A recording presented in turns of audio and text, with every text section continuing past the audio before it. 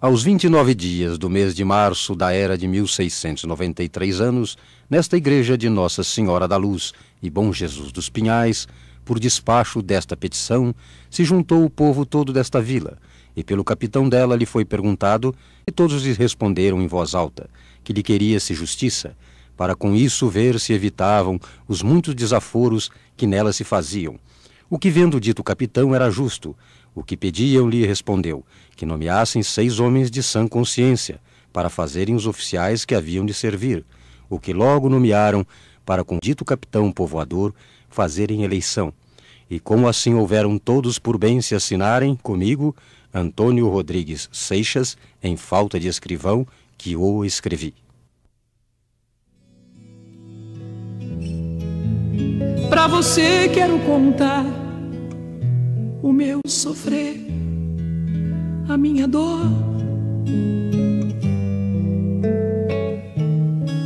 Eu sou como um sabiá que quando canta é só tristeza, desde o galho onde ela está.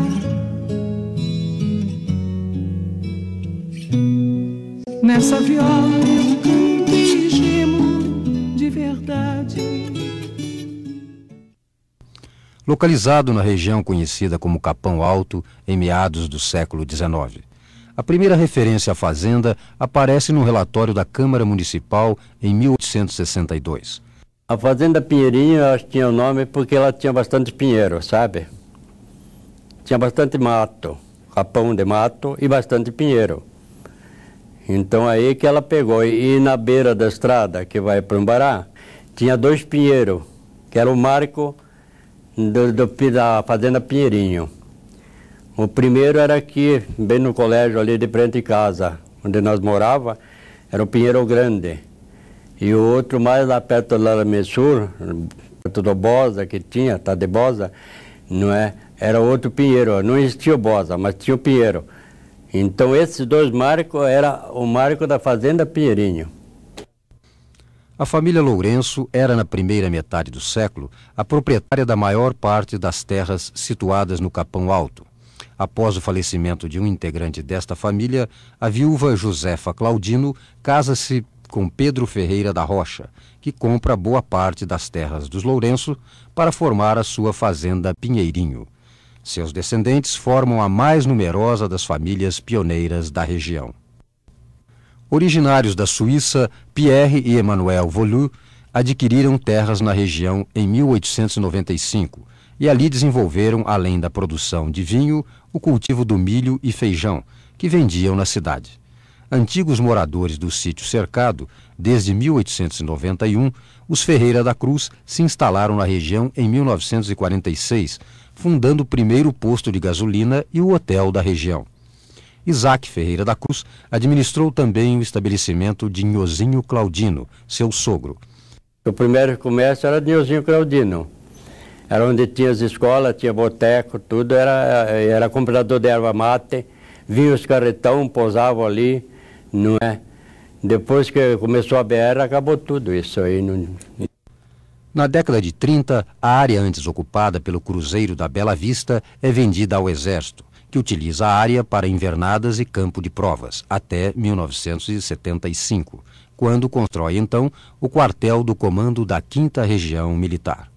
Em época de 30, aí, de 32, aí, 35, 40, nós era 8 moradores em Pinheirinho.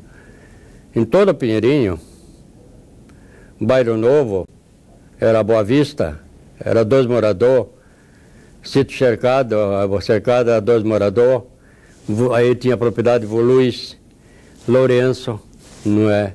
Nhozinho Claudino, eram as partes dos moradores que tinha, nós era 8 moradores em todo o Pinheirinho. O resto era tudo campanha em mato. Na mesma época, a região ganha a Capela Santana, trazida por ucranianos.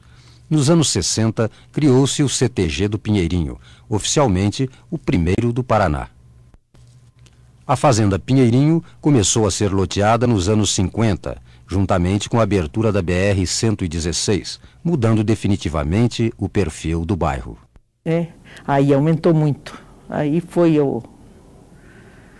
quando a gente perdeu o sossego. Porque mas antes tinha muito pó também, tinha muito movimento e muito pó. E com o asfaltar já foi muito menos, diminuiu bastante. Região originária da Fazenda dos Macacos, de propriedade de Francisco Claudino Ferreira, descendente dos pioneiros do Pinheirinho, o Capão Raso teve nesta família seus primeiros moradores. Capão Raso porque era raso. Era Capão Raso porque era raso, não tinha ninguém, né? Era Capão Raso. Capão Raso, depois, o Capão Raso já estava aumentando bastante, porque tinha o loteado, lá tinham feito os lotes, e muita gente também, parentes meus do Umbará, vieram morar no Capão Raso, e até tinha a rua Umbará, que hoje é a Rápida, né? Então chamava rua Umbará porque era só pessoal do Umbará, né? Já no século XX, outros moradores instalaram-se na região, alguns italianos, originários do Umbará, entre eles Antônio e Catarina Gasparim, que instalaram uma barricaria para atender aos engenhos de mate e, ao lado da indústria, um armazém. O Capão Raso era pobre naquele tempo, não tinha nada. Tinha uma ferraria ali no começo, pouco proprietário, né? Isso aí era em 35, 40, né? Uma das localidades mais antigas de Curitiba, Santa Quitéria, aparece como quarteirão em 1871, sendo que as terras, hoje ocupadas pelo Portão, Capão Raso e Novo Mundo, localizavam-se em seus limites. Até os anos 50, a região era ocupada por plantações agrícolas. Em 1949, é fundada a Sociedade Beneficente e Recreativa de Santa Quitéria. Em 1954, acontece o lançamento da pedra fundamental da Igreja de Santa Quitéria, importante centro de integração do bairro.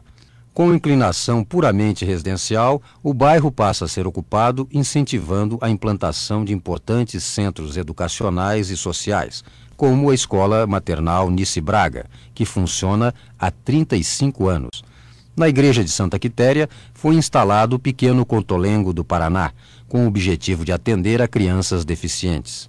A ideia surgiu do padre italiano Dom Orione, sendo que a instituição transferiu-se para sua sede própria no Campo Comprido. No início do século, a região era habitada por operários, lavradores e chacreiros, que aproveitavam a proximidade com o centro para vender sua produção. 1949, inicia-se a construção de uma igreja católica com o apoio da comunidade. 1958, é instalada a paróquia de São Cristóvão, padroeiro dos motoristas, o que congrega uma multidão de fiéis nas comemorações do Dia do Santo. Na Quene tinha, né? Agora é Quene, naquele tempo era Vila Guaíra. Bem aqui em cima no alto tinha um baita, um pau que era um colosso, muito grande. Era velho ali aquele. Bem tem aquele supermercado grande agora. Importante via da cidade, a Avenida Kennedy, antiga Avenida Guaíra, possuía este nome porque era o caminho que levava à vila e hoje serve também como limite do bairro. Nesta avenida está a paróquia ucraína de São João Batista, que professa o rito católico ocidental.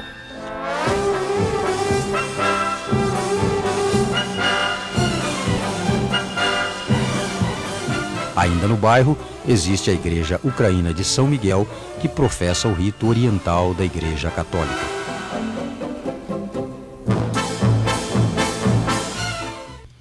O Paraná Clube, importante complexo de lazer da cidade, também tem sua sede na região, sendo que ela é uma das maiores de Curitiba. No início do século, a região era uma extensa mata frequentada por caçadores e pescadores. Mais tarde, os moradores transformaram a mata em lavoura. O bairro serviu como ponto de pouso de tropeiros, que utilizavam caminhos da região para chegarem à Estrada Nova de São José, em direção a Paranaguá e São Francisco do Sul. Devido aos viajantes, as atividades comerciais no bairro se intensificam, trazendo o desenvolvimento. A Vila Isabel, a gente passava por dentro dela, para desviar o macadame. Então, antes a gente entrava para a Vila Isabel, aí vinha para o lado do centro da cidade. Destinado ao estudo das faculdades superiores do ser e o altruísmo, localiza-se no bairro o Templo das Musas, do Instituto Neopitagórico, fundado por Dario Veloso no início deste século. A gente ia por cima, né, para a Vila Isabel. E tinha muito freguês lá que a gente levava na Vila Isabel, né? Mas era pouco povoamento, né? O bairro tem ainda duas peculiaridades: a diferença da grafia do nome do bairro e da santa padroeira da igreja. O bairro homenageia a princesa Isabel e a igreja é dedicada à portuguesa Santa Isabel. Outro fato interessante é que o decreto de 1975, que definiu as atuais delimitações dos bairros de Curitiba, incorporou o adjetivo vila ao nome próprio do bairro, que passou a denominar-se Bairro Vila Isabel. Em 1757, aparecem os primeiros registros de moradia da região, que era o ponto de encontro de quem vinha do Campo Comprido, ligação do interior do estado, com destino a Paranaguá e São Francisco do Sul. A área fora marcada pelos conflitos entre lavradores e tropeiros, causados pela passagem de gado nas roças da região.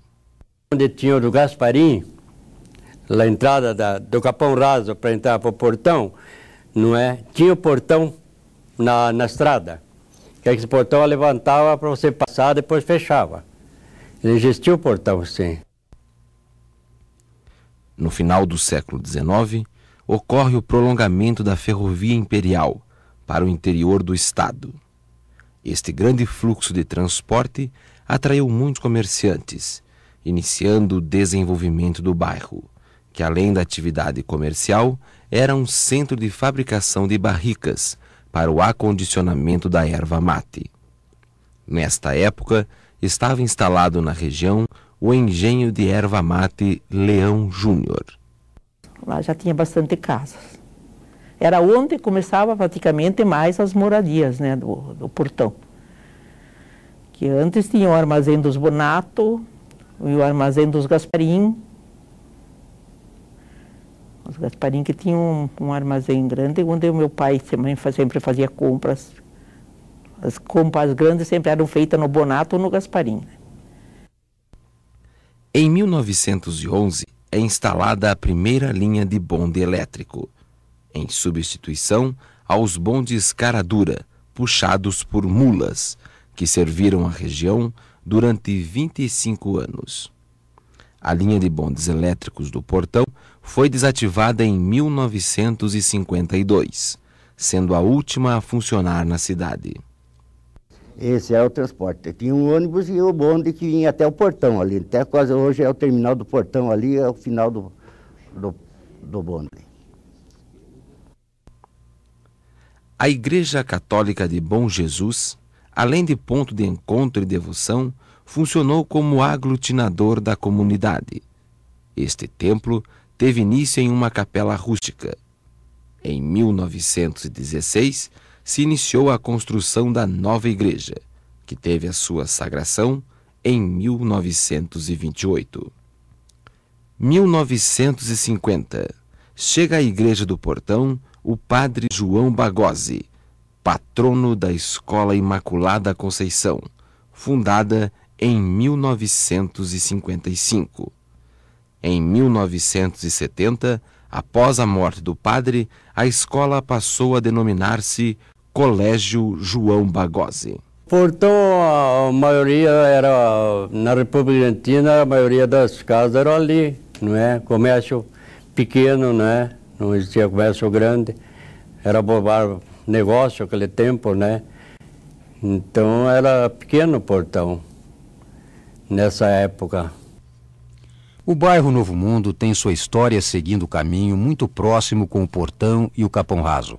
Formado no início do século, teve suas origens na bifurcação da Estrada Nova de São José, hoje República Argentina, com a Estrada Velha, atual Avenida Brasília, formando um pequeno largo denominado Novo Mundo. Bom, a história do Velho Mundo que eu sei, que meus pais me contaram, é o seguinte: o meu avô tinha o armazém Velho Mundo e o espanhol Joaquim Fonte tinha uma casa de ferragem. Casa de ferragem e uma bomba de gasolina, também que ele vendia gasolina com bomba. E numa brincadeira de matar um carneiro para comer esse carneiro, fazer uma festinha, e o espanhol falou para o meu avô assim: ah, velho mundo é do velho mundo. E eu vou pôr no meu nome da minha loja lá, Novo Mundo. Enquanto o Novo Mundo trabalhava com ferragens, o Velho Mundo dedicava-se a secos e molhados, restaurantes e pousadas. Ambos trouxeram progresso para a região. Ou então, quando nós ia de charrete, o outro deixava lá nos Tenzoski, que tinha os Tenzoski, tinha como era outro, que nós deixava. Mas mais eram dos Tenzoski que deixava a charrete lá, pegava o bonde e vinha para o centro. Ali onde é a Sagrada Família hoje, ali era o campo do Cuba, que os carroceiros que chegavam de Contenda, da Lapa, paravam ali e soltavam os cavalos no campo do Cuba ali. Então eles vinham de fora, posavam ali nesse armazém Velho Mundo, no caso, e soltavam os cavalos no campo do Cuba. Outro importante estabelecimento comercial da região é a Casa Scheer, que dedicava-se à selaria e outros artigos de couro. Esta, ponto comercial de Nevino Scheer, permanece como marco da história do bairro até os dias de hoje. João Bétega e sua serraria também foram vitais para a região, pois seus empregos atraíram muitos moradores para o Novo Mundo. Começaram a lotear e daí começou. Daí saiu no portão mais firme, né, com a linhagem e tudo, e é onde que a linhagem naquela época tinha 1000 e poucos empregados ali no portão, né? E é onde foi povoando mais o bairro Novo Mundo também. A gente tinha largueza, tinha tudo. Andava com cavalo, com gado. Era bom. Não me acostumo hoje. Cada um de nós compõe a sua própria história e cada ser em si carrega o dom de ser capaz